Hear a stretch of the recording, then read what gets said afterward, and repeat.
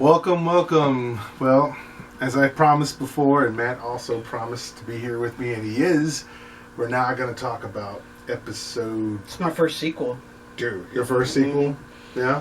The first time you ever saw one, or the first time you've been in a sequel? No, me and you. This is our first sequel, I think. That's right. It is. It is. Well, we're going to try to do a better job. It's not our fault. That movie will put you to sleep.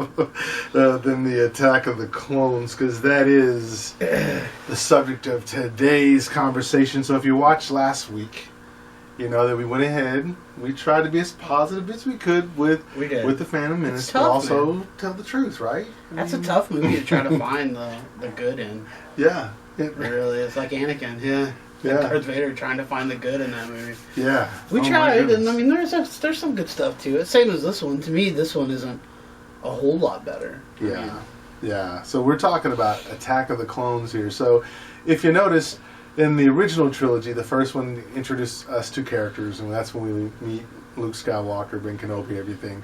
They tried to do the same thing in, I guess, the Phantom Menace. They introduced us to Qui-Gon Jinn and all these new people, and Shmi and young Anakin.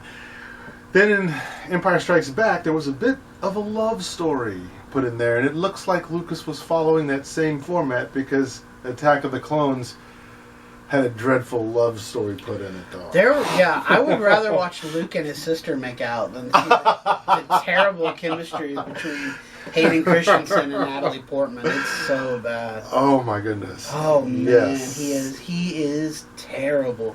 And it sucks because he's not a bad actor. No. Like, if you've seen, I think before this he did Life as a House with Kevin Kline, and when he was younger, and he is excellent in that movie. I mean, he's so good in that movie. He's not a bad actor. Yeah. But he's bad in this movie. He straight up crashes this movie like a spaceship. I mean, it's terrible what he does to this movie. You know, and to your point, I think you're right. I think Lucas didn't help him in either with that direction that he gave him, because again, everybody seems so lifeless and unenjoyable. They don't seem to have any joy about anything really.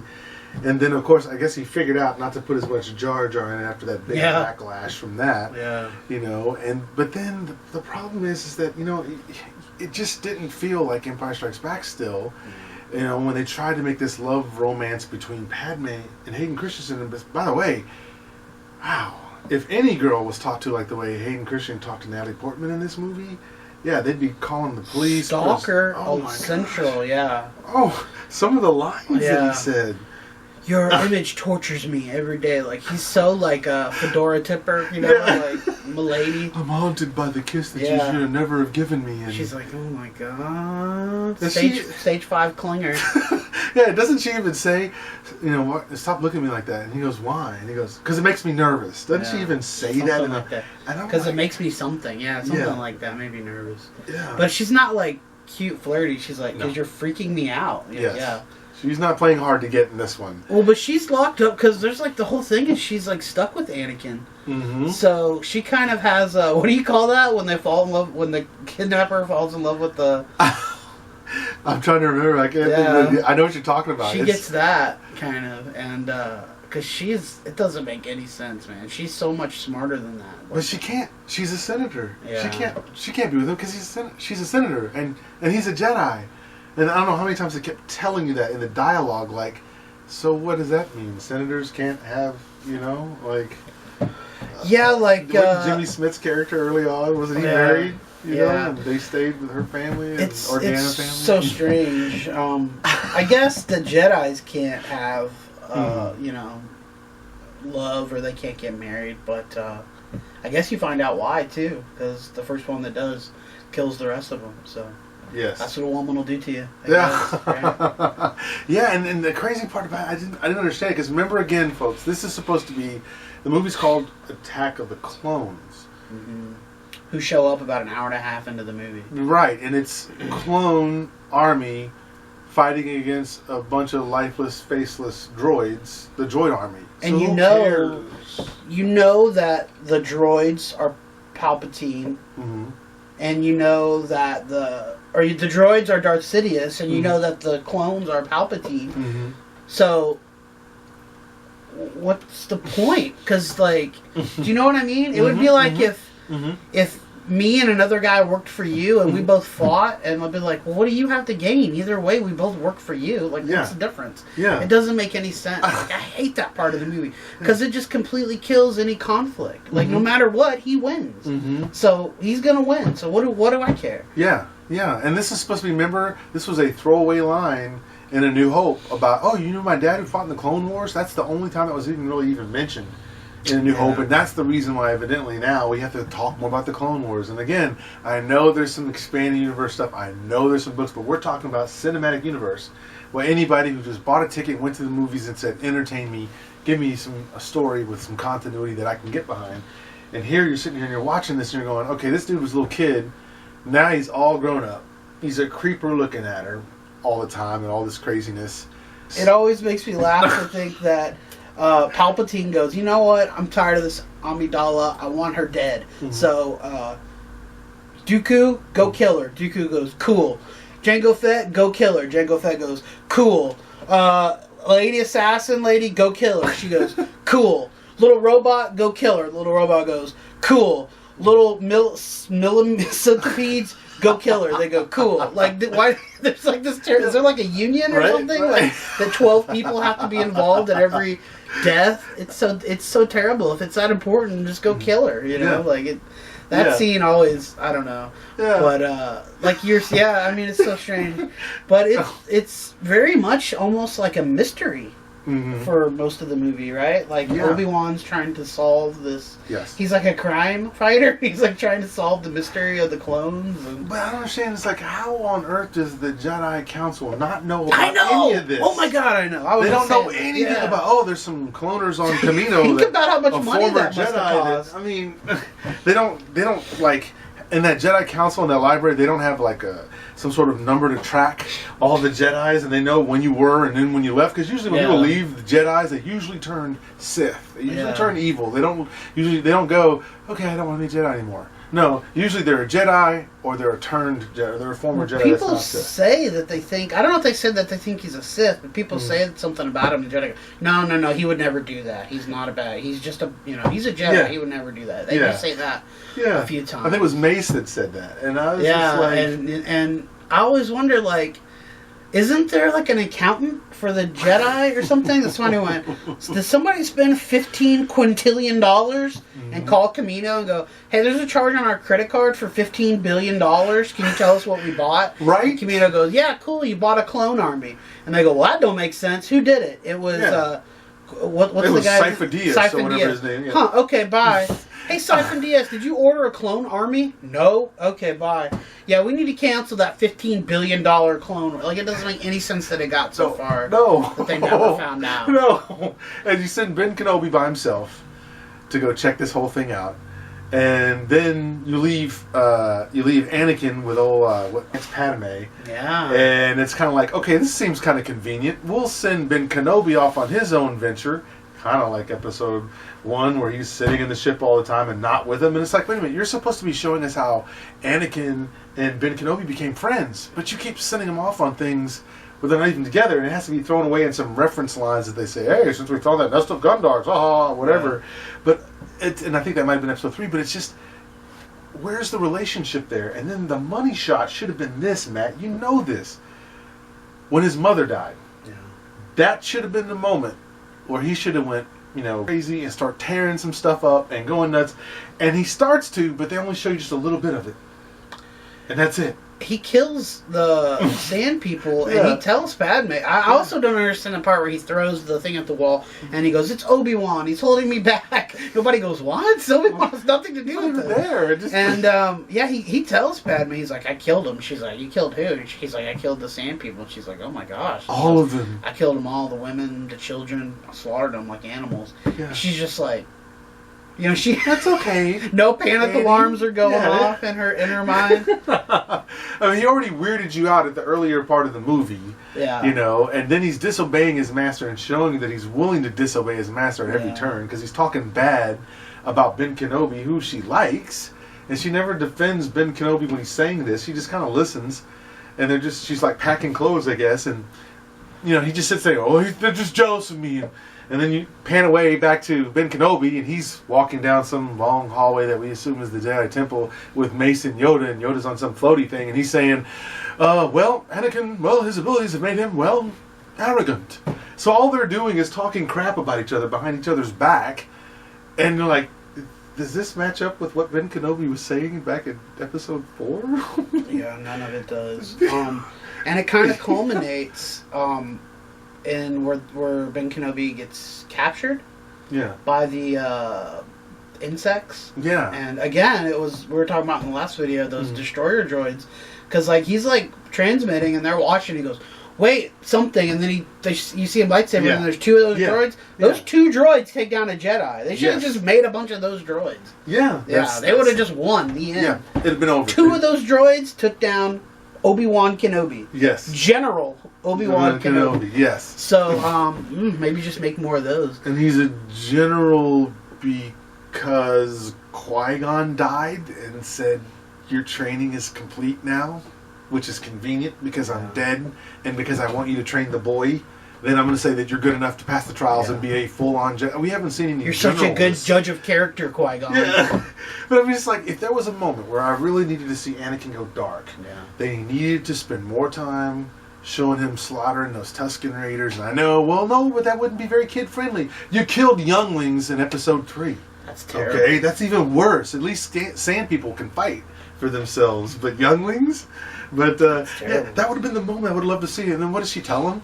Because I'm thinking to myself, what is she finding attractive about him? Because he's like telling her, I killed them, all of them, women, the children. It's okay, Annie, we all get mad sometime, or some crazy throwaway line like that. And it's like, Lucas, you kill him. You kill him. I'm sure they were evil Tusken Raider babies. Yeah, it's like he's showing you that. Why he's did they crazy. leave his mom? Or because what did she die of?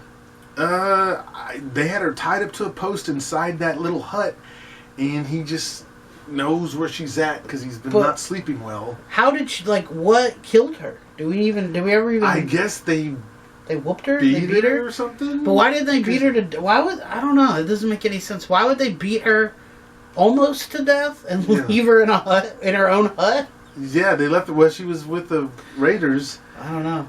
But they took a slave away. Shouldn't she have blown up? Because that's what they said. Oh, yeah. They said if you leave, well, that guy freed her. They blow you away. Did he free her? Yeah, because that guy... Which guy? I can't remember his name now, but Owen Lars' dad married her and freed her, right? That's right. Yeah. That's right. I think you're right. Yeah, because I was wondering, how did she get free? And that's how bad the movie is. I forgot parts of it. Well, they don't even talk about that. They don't even say why, what killed her or anything. She dies a very, I'm sure that lady's a great actress, and it's nothing she did wrong, but her death is very, Yeah, it was... Seriously, all she needed to do was fall over and drop a flower on her and she died like Bugs Bunny. And it's bad. And then I remember, what is it, is that right then when he gets captured and then they go to help Obi-Wan? Yeah, it's right about then. Oh, because they see the transmission where Obi-Wan... Yeah, and that's when Mace says, well, don't do anything, we'll handle it, and so then... it goes anyway? And then Padme says, well, he just told you to stay here with me, so we're going to go save Ben Kenobi because I want to, and you're still with me, so you're still kind of doing it. Stockholm From syndrome. a certain point of view. Stockholm syndrome at work right That's there. right. So Padme now wants to get out there and get into the mix. She can wear her white outfit and carry a blaster and show you that she's just as punky as Princess Leia was back in the 70s. But you're kind of going, okay, so now he's disobeying a bunch of Jedi orders. You're disobeying the order of them trying to protect you to keep you safe. Which, by the way, if you're trying to keep somebody safe, are you really rolling around out in Naboo, out in the open like they were? Riding the back of those things that look like giant ticks. I don't know whatever those things were called. Yeah, like cow aliens. It's so stupid. That scene is terrible. Yeah. Ryan and I were just watching that movie for this the other day, and I was like, "Oh my god, this is so stupid." Because the thing, he tries to ride it, and it looks fake, and it doesn't make any sense. I'm like, what? And he pretends like he's hurt, and she comes up like she's scared, like, and then he starts laughing. And it's like, oh my god, we're just frolicking because sand. I hate sand. And they need to go. Yeah, they're definitely having some kind of psychosis or something. Yeah, something's wrong. And so all of a sudden now they get to Geonosis where the bug people are, and then we're going to get our first. What is this? Is that the scene where they do the whole copy what is it, Gladiator or whatever, where I have all the Jedi's fighting, or is that completely or is that copied free? Gladiator. No, that's 2. Yeah, that's 2. Yeah, that's 2. Okay. It's the end of 2. Yeah. That's right. And I remember there's like twice in the movie, Anakin loses his lightsaber. It becomes like a comedic thing of him losing his lightsaber. Mm-hmm. But then they get to like each one has their own monster chasing them, and Yeah. the one that goes after Padme is pretty scary. The tiger-looking one. Yeah. The one that goes after Anakin is just like a big rhino, and then Obi-Wan's is pretty terrifying. That big mantis-looking thing. Yeah. That thing is cool, but it's just it's just kind of a real, what's the point of this? And I also didn't like the whole, we went from Darth Maul to Dooku. Like, Which they sounds literally, like Count Dooku. They went from one end of the spectrum to the other. They got a guy who's not a great actor, but what he can do physically, like, transcends that role. And then they go from that to Christopher Lee, who's like, 84 years old or something? Like, so bizarre. I mean, he's a great actor, but he's like 84. He's older than the Chancellor.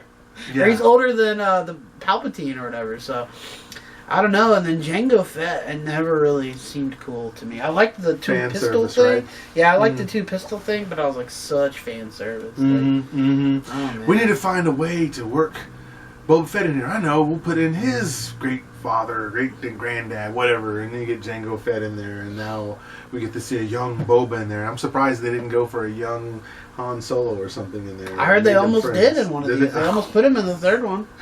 Oh, no.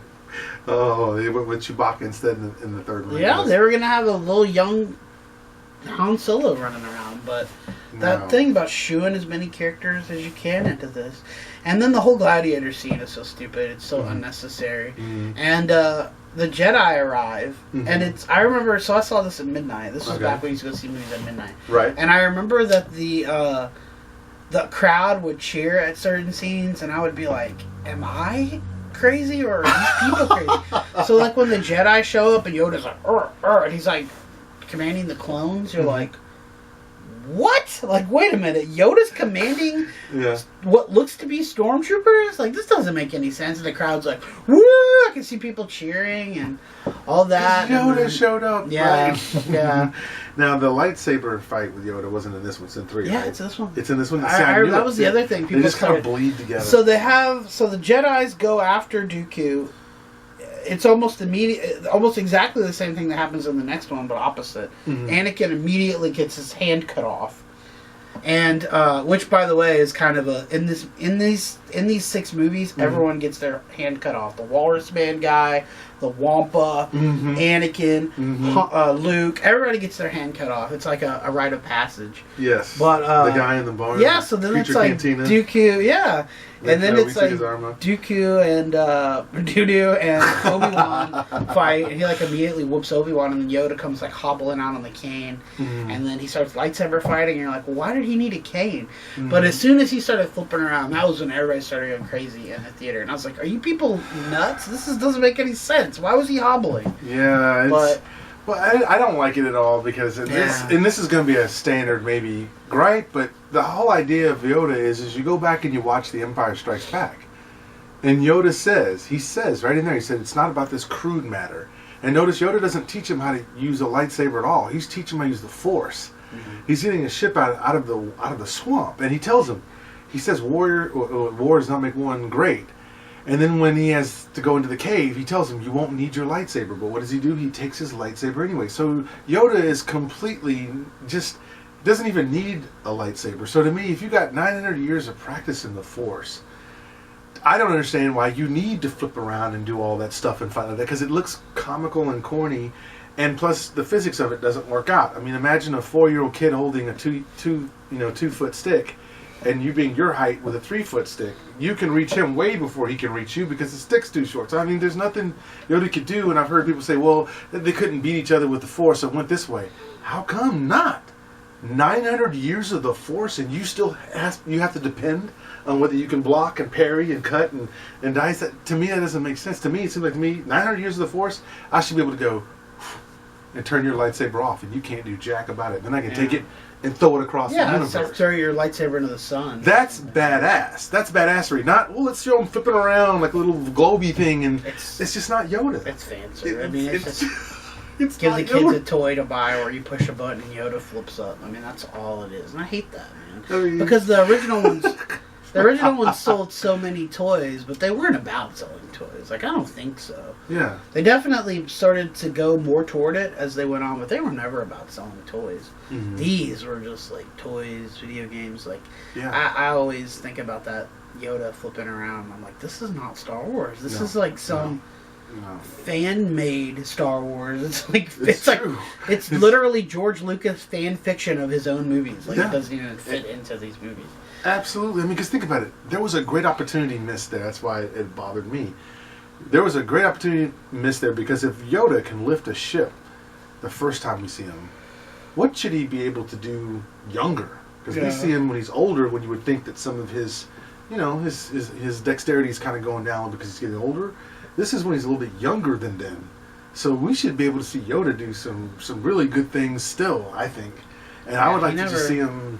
They have a little quick fight with Yeah, the Force, they start... but it doesn't last. Yeah, and I'm thinking that's the one thing, if you're looking for something, Lucas, in Star Wars that hadn't been done, you haven't shown us anybody who's done anything different than lightning. I from know, their I was hands just thinking with that the too. Force. And there's All got they to ever be did more was than that. Yeah. Right? It's got to be more than just Force lightning. These, He says, like, oh, I've learned a few... Because don't they say that Dooku was Yoda's Padawan? Is that right? I think so, yeah. So he's like, I learned a few new tricks. He like shoots the lightning at him and Yoda catches it, and you're like, huh? Like, that just takes away from like how cool the lightning is if you can just catch it and be like, throw it back or something. Like I never liked that. But again, it's not all. So what's the end of episode 2? The end is that, right? Like they just cart Anakin off and he gets married. I think so. Yeah, he gets carted off at the famous line about sand that we get to remember, and then of course they try to mirror the end of Empire Strikes Back by having him standing next to there and then 2 droids being there, and that's in his robot the hand. same way. And there he is with his little robot hand doing the same thing. So yeah, that was your wonderful Attack of the Clones. Again, a title that's a complete throwaway, has really not a whole lot to do with it, or if it did, I don't know that it deserved all of that. I think what we needed to see was Anakin at this age, 17, being straight buck wild, and it being something that Ben Kenobi and him should have some more of a friendship deal going on, which we never again get to see. Should have been almost like a buddy comedy. Or Pretty a buddy much. cop or something. Absolutely. So what did you like about it? Like, So what did I like about it? So let's do that. So the positives about this film, well, see, there's no Darth Maul, so I can't say that. yeah. Because John L. Williams already used that from the last one. I'm hard pressed. I don't know.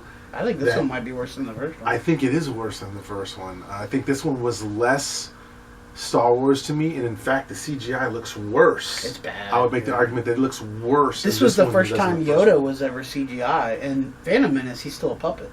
But in this one, they said that in the first one, the CGI wasn't quite there. Like, it just doesn't look right. He's still going to be a puppet. Right. But in this one, they're like, well, Yoda's going to be completely CGI. And I don't know if it was ready. Yeah, I think the CGI, and it doesn't look good. I mean, the Jedi Temple looks cartoonish when they're just walking and talking.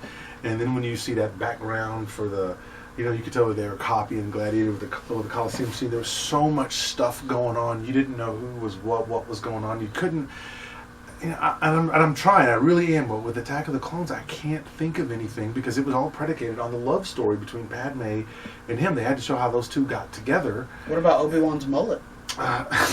Obi-Wan, you know what? He has a mullet. He has an actual mullet in this movie. Nobody ever talks about it. You know He has what? a mullet. A Billy Ray Cyrus, Nashville, Tennessee mullet.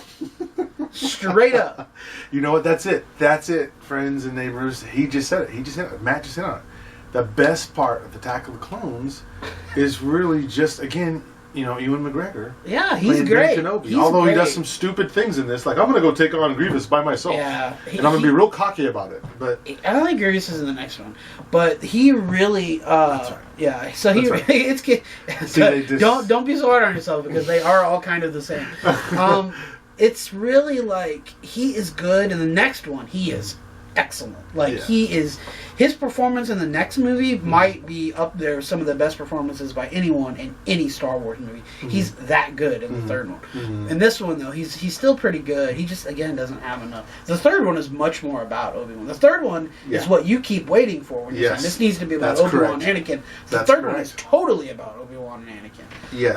And we'll get into that one, because I have a lot more to say about that one. I like that movie. Yeah. But this one, I like... There's one scene that's cool, that I thought was cool at the time. I don't know, maybe now it's not. But there's a scene where they're... The Geonosians, the bug guys, they're like... There's like a general bug guy, and he's like, we got to get out of here, like, create a diversion. They can't see the plans, and he goes like that, and you see the Death Star for a second, and then it goes back away, and I was like, ooh, that's the Death Star. That's cool. I like that part. That's cool, yeah. Yeah, so that's always... All right, so the Death Star, and then, of course, the performance of Ewan McGregor. I guess Palpatine was okay in this one, too. He's not in it that much. Again. I like Dooku's lightsaber. He's a cool-looking lightsaber. It's just... I did like the idea of the planet Kamino. The planet being like a rain... ocean planet. Like, it looked so cool. Like, when they would show there's like a scene where the thing like comes out of the water and it's like pouring rain. Kamino looked cool. So you have the city in the clouds and Empire Strikes Back. Yeah, very similar. And this one, right? it's the city above the rising water. out of the water. Yeah. Kamino looked cool. I'm trying so hard because I was saying in the first video, I hate to be those people. Yeah. I hate to watch videos about people and all they do is complain about it. Yeah.